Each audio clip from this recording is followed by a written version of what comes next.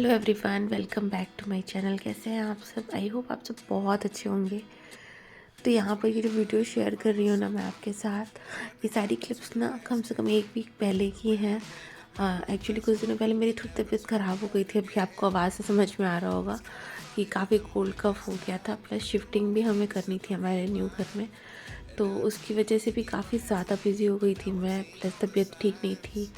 तो मैंने कुछ भी मतलब व्लॉग वगैरह अपलोड नहीं किए। मैंने सोचा कि अब अपडेट व्लॉग बनाती हूँ कि अभी क्या चल रहा है और आप सबके साथ शेयर करती हूँ। तो यहाँ पर ये मेरे ख्याल से थर्सडे के दिन का क्लिप है।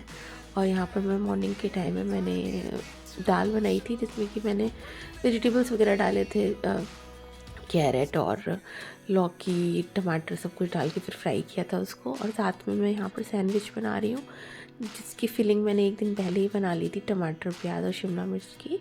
और साथ में चीज़ लगा के सैंडविच बन जाएगा। और ये पास्ता है, अभी तक कुछ आना है स्कीइंग क्लास, तो वो सैंडविच और कॉर्नफ्लेक्स खा के जाएगा। और स्कीइंग क्लास में जब उसका बीच में ब्रेक होगा तब वहाँ वो पास्ता खा लेगा। हालांकि वहाँ पर भी वो लोग लंच प्रोवाइड कराते हैं, बट कई बार क्या होता है ना कि बच्चों को पसंद नहीं आता है, तो उन्हें कुछ अलग से पैक करके देना भी ज़रूरी होता है। तो यहाँ पर मैंने अपना ही सैंडविच वगैरह बना के प्रिपेयर कर लिया। और तबीयत इतनी ज़्यादा बीच में ख़राब हो गई थी मेरी कि ना तो पैकिंग हो पा रही थी ढंग से, ना कुछ हो पा रहा था, लेकिन फिर भी कैसे करके मैनेज हुआ। और हम लोगों ने अपने नए घर में अब शिफ्ट कर लिया है। तो आगे आने वाले व्लॉग्स में आपको मेरा न्यू घर ही नज़र आएगा। यहाँ पर हस्बैंड के लिए दलिया मूंग दाल की मैंने खिचड़ी टाइप की बनाई थी, क्योंकि वो दाल के साथ खा लेंगे। बाहर का मौसम बहुत ठंडा था। यहाँ पर सैंडविच और ये चाय, आराम से बैठ के सैंडविच खाया और चाय पिया। इस दिन मेरी तबीयत थोड़ी थोड़ी ठीक थी, बट फिर शाम के टाइम से मेरी तबीयत ना बहुत ख़राब हो गई थी। मतलब बिल्कुल ही गला ख़राब, फिर सर्दी। और इस बार उल्टा ही हुआ। पहले तो मुझे थ्रोट इन्फेक्शन सा हुआ और वो बढ़ते बढ़ते इतना ज़्यादा हो गया, फिर सर्दी सी हो गई। और अभी प्रेगनेंसी के टाइम में तो आप इतना कुछ मेडिसिन नहीं ले सकते हो, ना ही कोई काढ़ा वगैरह भी पी सकते हो।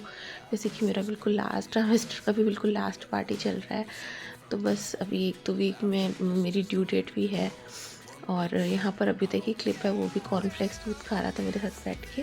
और अभी मैं आगे ना आप सबके साथ क्लिप शेयर करूँगी कि बच्चों ने इसकी ट्रिप में कितना एंजॉय किया। तो ऐसे एक दिन का वीडियो तो नहीं है, ऐसे कई दिनों के मिक्स वीडियोस हैं। तो यहाँ पर अभिषेक पहले उसको ड्रॉप करेंगे उस पॉइंट पे जहाँ पर उसकी बस आएगी इसकी क्लासेस के लिए, और फिर वो ऑफिस चले जाएंगे। तो यहाँ पर देखिए बच्चों की मस्ती। तो मेरे ख्याल से ये फ्राइडे वाला दिन है या थर्सडे वाला दिन है, जब यहाँ पर मतलब जहाँ हम रहते हैं उस एरिया में तो स्नोफॉल नहीं हुआ था, वहाँ बारिश ही हो रही थी। बट क्योंकि माउंटेन में तो स्नोफॉल हो जाता है थोड़ा भी, बारिश वाला मतलब टेम्परेचर डाउन हो तो बारिश नहीं होती, वहाँ स्नोफॉल ही होता है। तो यहाँ देखिए बच्चे कितना एंजॉय कर रहे हैं। तो ऐसे इसकी ट्रिप का टाइमिंग सुबह मेरे ख्याल से 7:30 पे अभी तक की बस पिक करती थी, और ये शाम को 4:15 लौटता था। तो बहुत लंबा समय था। तो स्की भी बच्चे करते थे, वहाँ पर इंजॉय भी करते थे, सारी चीज़ें होती थी। तो ऐसा नहीं होता था कंटिन्यूसली बच्चे स्कीइंग ही करते रहें। तो देखिए स्कीइंग इक्विपमेंट अभी बच्चों ने किनारे रख दिया और बच्चे प्रॉपर इंजॉय कर रहे हैं। तो अभी तक ने तो काफ़ी इन्जॉय किया। 5 दिन की ट्रिप थी इसमें। अब मतलब 5 दिन का टोटल कैंप था, जिसमें कि अभी तक ने स्कीइंग सीख ली ऑलमोस्ट, और उसको मेडल वगैरह भी मिल गया है। बीच में एक हादसा हुआ था, जिसमें क्या हुआ था कि मंडे से अभी तक की स्कीइंग क्लास शुरू हुई थी। ट्यूसडे को हुआ क्या कि स्कीइंग क्लास करने के बाद इन लोग एक रेस्टोरेंट में, मतलब सेम माउंटेन वाले एरिया में ही कैफ़ेज़ वगैरह होते हैं, रेस्टोरेंट्स होते हैं, वहाँ पर बैठ के सारे बच्चे अपना लंच एंजॉय कर रहे थे। और बीच में अभी तक वॉशरूम जाना था, तो वो स्कीइंग वाले ही शूज़ पहना हुआ था, वॉशरूम के अंदर गया, निकलते समय स्लिप हो गया और उसको थोड़ी सी इंजरी हो गई हेड में, जिसकी वजह से उसको मतलब अपने हेड के बैक में स्टिचेस आए थे। तो मतलब ये थोड़ा सा गड़बड़ हो गया था उस दिन, ट्यूसडे वाले दिन। तो फिर मेरे हस्बैंड को कॉल आया और फिर वो वहाँ से जहाँ पर स्कीइंग कैंप है वहाँ तक पहुँचे और उसको पिक करके इमरजेंसी लेके गए। वहाँ पर स्टिचेस हुए, हालांकि वहाँ पर उन लोगों ने फ़र्स्ट एड वगैरह कर दिया था, बट डॉक्टर ने कहा नहीं स्टिच लगाना ज़रूरी है। और अभी तक बहुत ज़्यादा ब्रेव बच्चा है, उसने ज़्यादा परेशान नहीं किया, रोया भी नहीं, बहुत ज़्यादा स्टिच भी लगवा ली। तो कुल मिला के उसने बहुत अच्छे से कोऑपरेट किया। और बस उसने एक दिन स्कीइंग क्लास अपनी मिस की थी, और स्कीइंग क्लास एक दिन की, मेरे ख्याल से ट्यूसडे को उसको चोट लगी थी, वो वेंसडे नहीं किया था। फिर थर्सडे फ्राइडे उसने अगेन से कंटिन्यू किया था, और फ्राइडे के दिन उसको मेडल भी मिल गया था। तो जनरली ये जो second part of winter breaks होते हैं जो फरवरी में होते हैं, ये अप्रोप्रिएट मौसम भी होता है स्कीइंग के लिए, क्योंकि माउंटेन्स में स्नो होती है।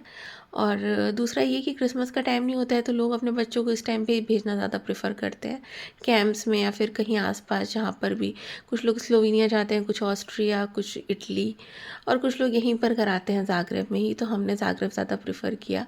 अच्छा, यहाँ पर फ्राइडे मॉर्निंग वाला ही दिन था और मैं पेत्रोवा जा रही थी, मेरा चेकअप था। और ये लास्ट डे है इस घर का। हमने सारी शिफ्टिंग कर ली थी, जितना हो सका था उतना घर क्लीन करके दे दिया था, बट डीप क्लीनिंग लैंडलॉर्ड ही करवाएंगे, क्योंकि हमने उनसे कहा कि हम करवाएं, उससे बेटर है आप करा लो, हम पे कर देंगे। पे किया हमने, ऑलरेडी उनको डिपॉजिट दिया हुआ है, तो जो भी अमाउंट होगा वो डिपॉजिट से कट जाएगा, या फिर एक्स्ट्रा लगेगा तो वो हमसे ले लेंगे।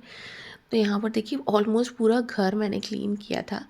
बट हाँ, डीप क्लीनिंग डिफरेंट होती है, उनको कई सारे प्रोफेशनल्स को बुला के वो कारपेट क्लीनिंग और सोफ़ा वगैरह क्लीनिंग कराते हैं। तो सबसे फेवरेट पार्ट जो मेरे घर का है ना, वो ये बालकनी थी, जो कि मैं बहुत मिस करती हूँ, क्योंकि इसके जस्ट बगल में किंडरगार्टन था, इतना प्यारा लगता था, बच्चों की आवाज़ आती थी। और ये है हमारा लिविंग एरिया, जहाँ पर डाइनिंग टेबल, सोफ़ा, सारी चीज़ें, भगवान वाला मंदिर भी यहीं पर था। ये पूरी की पूरी बड़ी अलमारी, भगवान का मंदिर।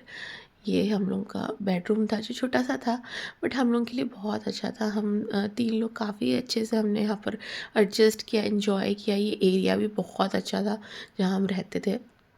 ये है वॉशरूम।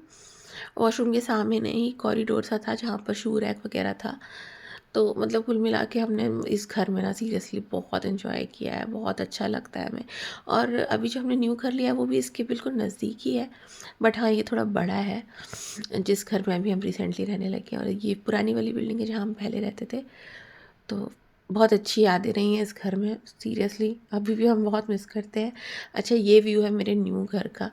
तो अभी पूरे घर की तो मैंने कुछ शूट किया ही नहीं है, नहीं तो मैं शेयर कर देती एक आध दो क्लिप। एक क्लिप है शायद आगे, जो भी आप देखोगे। तो ये मेरे बेडरूम से व्यू दिखता है पीछे का, तो ये भी बहुत अच्छा है। पीछे बिल्कुल जस्ट पीछे मेरे घर के किड्स पार्क है, जो कि बहुत ही ब्यूटीफुल सा है, बिल्कुल शांति वाला एरिया, वहाँ जाके वॉक कर लो।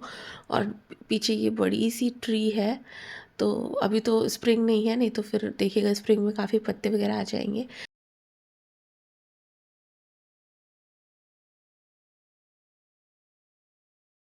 और ये अभी तक का रूम है। तो रात में बेड टाइम स्टोरी उसके पापा उसको सुना के सुला रहे थे। You are in fact human. Of course, I'm human, said Lucy, still a little puzzled. To be sure. तो चलिए आज का व्लॉग यहीं तक, फिर मिलती हूँ आपको अपने न्यू व्लॉग में। तब तक के लिए bye bye and take care.